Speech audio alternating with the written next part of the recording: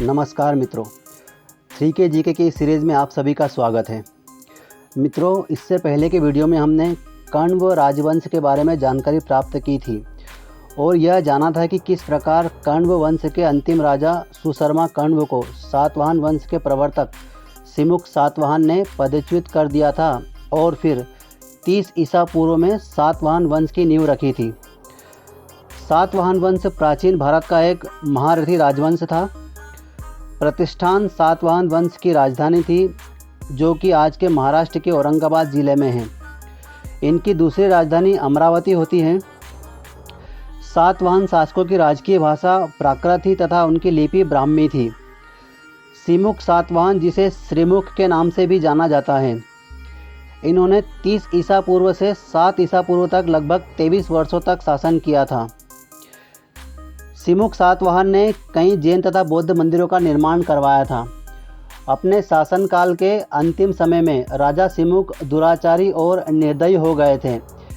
इस कारण 7 ईसा पूर्व में उनका वध कर दिया गया था। फिर इनके बाद इनका छोटा भाई कृष्ण या कान्हा सातवाहन वंश के दूसरे शासक होते हैं। क्योंकि अभी सिमुक सातवाहन का पुत्र सातकर्णी अवयस्क होता है, इस कारण उनका छोटा भाई कान्हा सातवाहन वंश के शासक बनते हैं।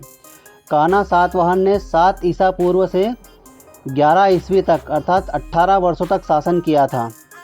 इन्होंने अपना साम्राज्य नासिक अर्थात महाराष्ट्र तक फैला लिया था। इनके समय सातवाहन वंश के महामात्य श्रमण नाम के एक विद्वान होते हैं, जिन्होंने नासिक में एक गुहालेख का निर्माण करवाया था, जिसमें राजा कान्हा सातवाहन के नाम का उल्लेख किया गया है। 18 वर्षों तक शासन करने के बाद 11 ईस्वी में कान्हा सातवाहन की मृत्यु हो जाती है। फिर इनके पश्चात सातकर्णी सातवाहन वंश का अगला शासक होता है, जो कि सिमुक सातवाहन का पुत्र होता है। यह प्रथम सातकर्णी के नाम से प्रसिद्ध होते हैं। सातवाहन वंश में सातकर्णी की उपाधि धारण करने वाले यह पहले शासक होते हैं। सातकर्णी प्रथम ने 11 ईस्वी से 20 ईस्वी तक शासन किया था। सातकर्णी प्रथम प्रारंभिक सातवाहन राजाओं में सबसे महान राजा हुए। इन्होंने अपने कार्यकाल में 2 बार अश्वमेध यज्ञ करवाए थे।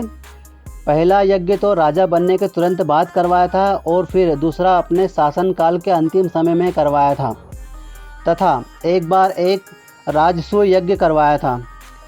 सातकर्णी प्रथम की पत्नी का नाम नयनिका अथवा नागनिका था, जो कि अंगीय कुल के महारथी राजा तृणकायरों की पुत्री थी। सातकर्णी प्रथम ने पश्चिमी मालवा, अनूप, नर्मदा घाटी तथा विदर्भ के प्रदेशों को भी जीत लिया था। उसके पश्चात इन्होंने उत्तरी कोंकण तथा गुजरात के कुछ भागों को भी जीत लिया था। सातकर्णी प्रथम पहले शासक थे जिन्होंने सातवाहनों को सार्वभौम स्थिति में ला दिया था। इनकी विजयों के परिणाम स्वरूप गोदावरी घाटी में पहली बार एक विशाल साम्राज्य का उदय हुआ था। इन्होंने प्रतिष्ठान को ही अपनी राजधानी बनाकर शासन किया था। सातकर्णी प्रथम के इनकी रानी नागनिका के द्वारा 2 पुत्र प्राप्त होते हैं, जिनके नाम थे वेदश्री तथा शक्तिश्री। सातकर्णी प्रथम की मृत्यु 20 ईस्वी में हो जाती है। इनकी मृत्यु के पश्चात सातवाहन वंश की शक्ति कमज़ोर पड़ने लगती है। क्योंकि इनके दोनों पुत्र अभी अवयस्क होते हैं, इसलिए सातकर्णी प्रथम की पत्नी नागनिका ही उनके संरक्षक के रूप में शासन करती है। इन्हीं के समय शकों ने सातवाहनों पर आक्रमण किया था, जिस कारण सातवाहनों को महाराष्ट्र छोड़कर आंध्र प्रदेश में स्थानांतरित होना पड़ा था। आंध्र प्रदेश में इनकी राजधानी अमरावती थी। सातवाहन राजाओं को आंध्र भृत्य भी कहा जाता है। सातवाहन मूलतः ब्राह्मण जाति के ही थे। सातवाहनों के समय से ही राजवंश में समाज मात्र सत्तात्मक था, अर्थात राजाओं के नाम इनकी माताओं के नाम पर रखने की प्रथा थी। लेकिन सातवाहन वंश पितृ सत्तात्मक था, क्योंकि सिंहासन का उत्तराधिकारी वंशानुगत उसका पुत्र ही होता था। सातवाहन राजवंश ने ही अजंता एवं एलोरा गुफाओं का निर्माण करवाया था। पुराणों में सातकर्णी प्रथम तथा गौतमीपुत्र सातकर्णी के बीच शासन करने वाले राजाओं की संख्या लगभग 10 तक बताई जाती है। इनमें से केवल 3 राजाओं के विषय में ही विस्तृत जानकारी मिलती है, जो कि इस प्रकार है। पहला था अपिलक, जिनका तांबे का सिक्का मध्य प्रदेश से प्राप्त होता है। दूसरे राजा थे कुंतल सातकर्णी। कुंतल सातकर्णी संभवतः कुंतल प्रदेश के शासक होते हैं। और तीसरे थे हाल सातकर्णी, जिन्हें शिवस्वती भी कहा जाता है।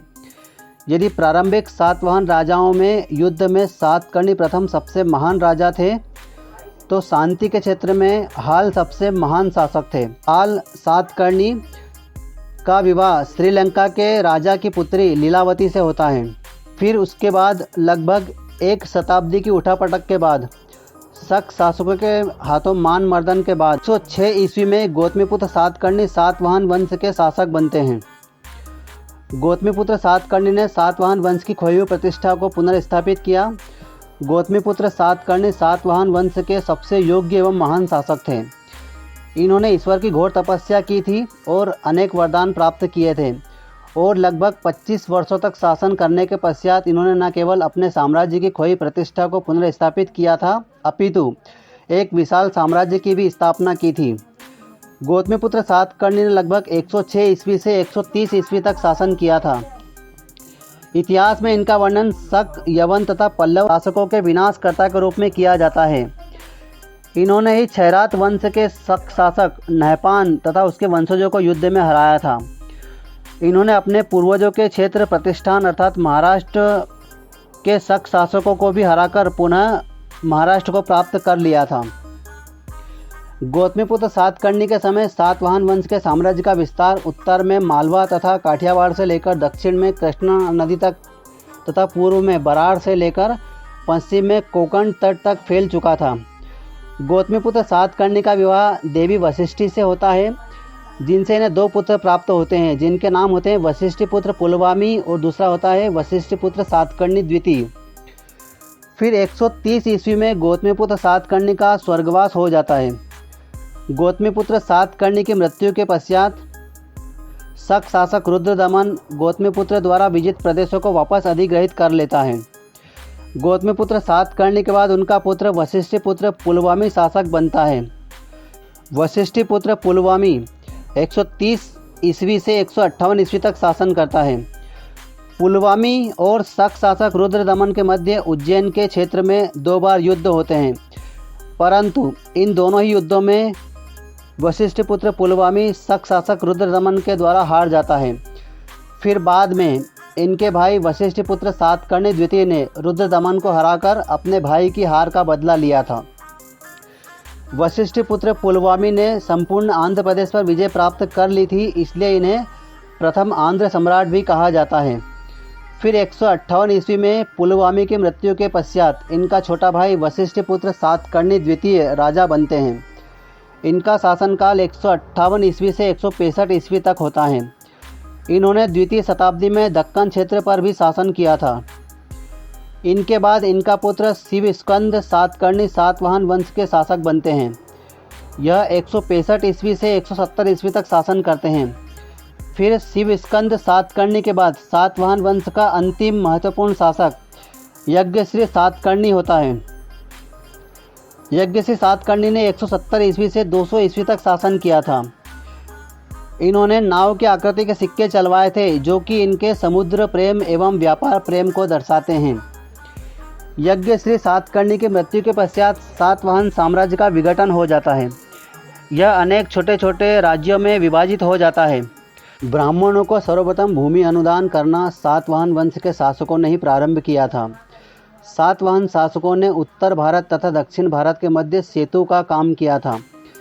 सातवाहन शासकों में यज्ञश्री सातकर्णी के पश्चात राजा विजयश्री सातकर्णी होते हैं, जो कि 200 ईस्वी से 220 ईस्वी तक शासन करते हैं।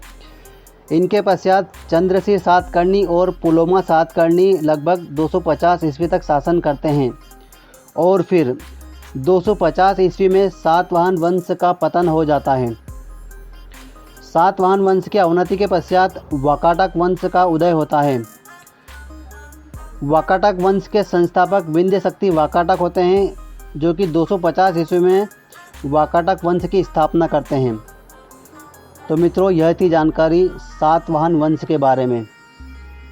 यदि आपको जानकारी अच्छी लगी हो तो वीडियो को लाइक करें, सब्सक्राइब करें, और ऐसी ही जानकारी आगे प्राप्त करने के लिए 3K GK चैनल से जुड़े रहें। 3K GK सीरीज़ में आपका धन्यवाद।